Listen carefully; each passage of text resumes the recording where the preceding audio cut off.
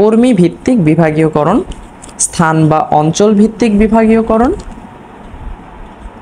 গ্রাহক ও ক্রেতা ভিত্তিক বিভাগীয়করণ, ম্যাট্রিক্স বিভাগীয়করণ,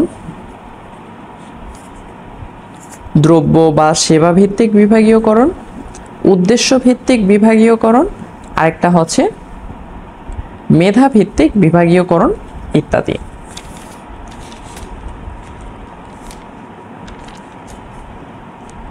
এখানে অফিস বিভাগীয়করণের সুবিধা বা প্রয়োজনীয়তা কি কি সেটা দেওয়া আছে। পরিচালনা,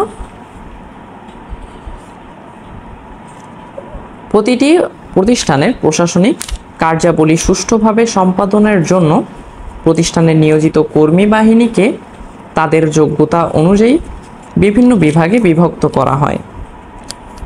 অফিস বিভাগীয়করণের কিছু সুবিধা বা অসুবিধা রয়েছে। প্রথমে হচ্ছে পরিচালনা। বিভাগীয়করণের ফলে প্রত্যেকটি বিভাগ বা শাখার একজন প্রধান থাকেন, তার পক্ষে পরিচালনা করা সহজ হয়।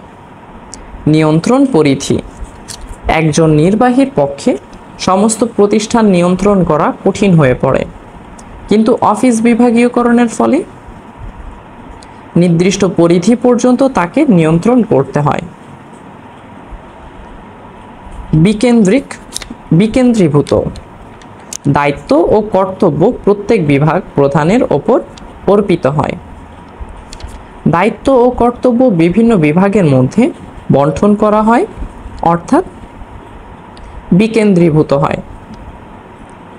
দায়িত্ব ও পরিধি নির্ধারণ, অফিস বিভাগীয়করণের ফলে প্রত্যেক কর্মী বা কর্মকর্তা কর্মচারীর দায়িত্ব নির্দিষ্ট করে দেওয়া হয়, ফলে